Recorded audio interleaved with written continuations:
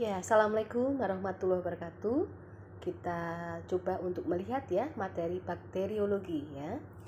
Bakteri ini merupakan organisme bersel tunggal, memiliki DNA, juga memiliki RNA, namun tidak memiliki klorofil, dengan dinding sel yang kaku, mengandung asam muramat. Untuk protista kita bagi menjadi dua. Yang pertama adalah eukariota, yang kedua adalah prokariota. Untuk eukariota, ini merupakan mikroorganisme yang berinti dan bermitosis. Misalnya adalah jamur, ganggang, dan lumut. Sedangkan prokariota, intinya masih primitif. Primitif berarti bahwa DNA tidak terbungkus oleh membran dan berkembang biak secara amitosis. Sekarang kita akan lihat tabel mengenai perbedaan prokariota dan eukariota. Ya, mengenai inti, membran inti. Pada prokariota tidak memiliki membran inti, sedangkan eukariota memiliki membran inti. Prokariota tidak memiliki anak inti, eukariota memiliki anak inti. Berkebalikan ya. Untuk jumlah kromosom, prokariota hanya 1, sedangkan eukariota memiliki banyak kromosom. Pada prokariota tidak ada proses mitosis. Mitosis terjadi pada eukariota. Kemudian ya, prokariota tidak terjadi aliran sitoplasma, namun kebalikannya, eukariota ada. Prokariota tidak memiliki lisozim, sedangkan eukariota memiliki lisozim. Prokariota tidak ada mitokondria, tidak ada alat Golgi gitu ya. Namun eukariota adalah kebalikannya ya. Sehingga kalau kita lihat ternyata memang lebih kompleks eukariota ya. Nah, ini adalah gambar dari bakteri gitu ya. Kompon atau bagian-bagian dari badan bakteri ya. Ada flagella, ekor gitu ya. Ada pilus, itu selaput pembungkus ya. Ada inti, ada ribosom ya, ada membran plasma, dinding sel, dan ada kapsul ya. Sekarang kita akan lihat anatomi bakteri. Yang pertama adalah kapsul. Lapisan di sekeliling sel berupa kondensasi dari hasil sintesis polimer ekstraseluler. Tampak sebagai koloni yang berlendir seperti jeli yang keluar dan menempel pada dinding sel. Konsistensinya liat ya, liat itu artinya agak erat gitu ya. Disentuh dengan OC nanti akan berbentuk seperti benang dengan pewarnaan tidak begitu jelas ya. Lebih tahan terhadap efek fagositosis. Untuk simpa ya, ini selubung tebal di sekeliling dinding sel, tersusun dari polisakarida atau polipeptida atau ahyaluronat. Tidak mengikat zat warna dan juga tidak bisa diwarnai. Fungsi simpai adalah untuk melindungi dari enzim litik ya, enzim penghancur ya. Kemudian juga meningkatkan virulensi dengan cara menghalangi fagositosis. Ya. Dinding sel terdiri dari mukopeptida atau peptidoglikan atau murein ya. Respon dinding sel terhadap pengecatan gram ya. Jika gram positif, ini kita lihat ya. Jika bakteri gram positif, maka bakteri ini akan tetap berwarna ungu. Namun jika gram negatif, bakteri justru akan kehilangan warna ungu. Jadi jika gram positif, bakteri akan tetap berwarna ungu. Jika negatif, bakteri kehilangan warna ungu. Dinding sel ini berfungsi untuk apa? Yang pertama, melindungi struktur bagian dalam, memberi bentuk dan kekakuan sel, mempertahankan tekanan osmotik ya. Kemudian proses pembelahan sel dan biosintesa untuk pembentukan dinding sel, determinan antigen ya. Kemudian pada bakteri gram positif mempunyai lapisan lipopolisakarida yang dia bisa bersifat toksik, menghancurkan hospes yang ditempeli. Nah, seperti ini gambarnya ya, dinding gram negatif dan dinding gram positif ya. Jadi yang kita ingat, jika positif maka berwarna ungu gitu ya. Namun jika dia gram negatif justru pada saat pewarnaan warna ungunya akan hilang. Kita lanjut ya, sitoplasma. Sitoplasma adalah larutan kental yang berisi zat organik dan anorganik ya. Berisi ribosom, mesosom, vakuola, dan benda inklusi. Ribosom ini merupakan tempat sintesa protein.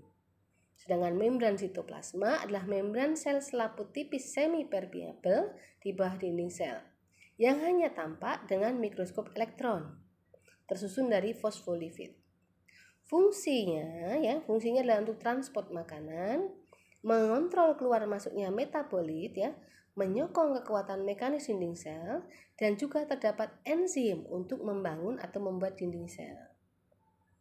Kemudian kita lihat mesosom Mesosom merupakan lekukan membran sitoplasma atau convoluted invagination. Septal mesosom berperan dalam proses pembelahan sel. Nah, untuk benda inklusi ini mengandung zat simpanan stok. Kemudian untuk vakuola ini merupakan rongga yang berisi cairan. Kemudian inti sel. Pada inti sel prokariota, pewarnaan Filgen dapat mewarnai molekul DNA sehingga inti bisa tampak dengan mikroskop elektron.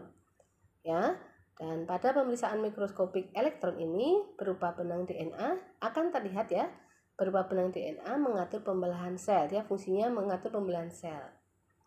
Untuk flagella berbentuk seperti benang panjang, berkelok terdiri dari protein yaitu flagellin dan myosin dapat bersifat antigenik berfungsi sebagai alat gerak kuman Ini bisa monotrik atau amfitrik.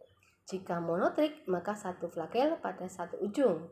Misalnya pada Vibrio bakteri Vibrio Pseudomonas dan Spirillum. Sedangkan untuk amfitrik ini satu flagel pada setiap ujung, misalnya Avecalis Untuk lopotrik ini satu berkas flagel pada satu ujungnya. Untuk peritrik, flagel tersebar di seluruh tubuh. Fimbrie Fimbrie ini pilih seperti rambut tipis pendek fungsi sebagai alat perlekatan atau adhesi dengan hospes. Seks pilih, konjugasi dua kuman, hemaglutinasi dan bersifat antigenik. Nah, ini gambar yang kita lihat adalah lopotrik flagel pada kedua ujung Jadi di ujung salah satu ujung, salah yang lain juga ada flagelnya Kemudian peritrik ini kita lihat flagelnya ini di mana-mana menyelimuti semuanya Monotrik di salah satu ujung saja Kemudian spora itu apa? Spora adalah suatu fase istirahat di mana kuman kebal terhadap faktor lingkungan yang tidak menguntungkan. Jadi fase istirahat dia kebal terhadap lingkungan pada kondisi yang kurang menguntungkan. Misalnya jika lingkungan kurang nutrisi, kering, panas, pembekuan kemudian ada zat kimia yang meracuni. Sifatnya dia tahan terhadap pemanasan, memiliki kadar kalsium yang tinggi kemudian dindingnya impermeabel susah ditembus Kemudian aktivitas metabolisme dan enzim menurun atau rendah Nah, ini ada namanya kortek Kortek ini adalah lapisan paling tebal pada spora. Sedangkan coat adalah lapisan keratin yang membuat spora tahan terhadap pengaruh luar Ada juga exosporium, membran lipoprotein yang paling luar dari spora itu Nah, ini ada beberapa proses pembentukan spora isolasi kemudian ada aktivasi, inisiasi dan outgrowth Nah, untuk morfologi bakteri atau pembagian bakteri ada beberapa, dilihat dari bentuk dan jenisnya. Misalnya yang kokus ini bulat Contoh yang bakteri kokus atau bulat seperti Streptococcus, Diplococcus, Tetracoccus dan sebagainya. Untuk yang basil atau batang ini bisa Mycobacterium, Corynebacterium dan sebagainya Untuk yang Vibrio Vibrio ini koma ini misalnya Vibrio cholera.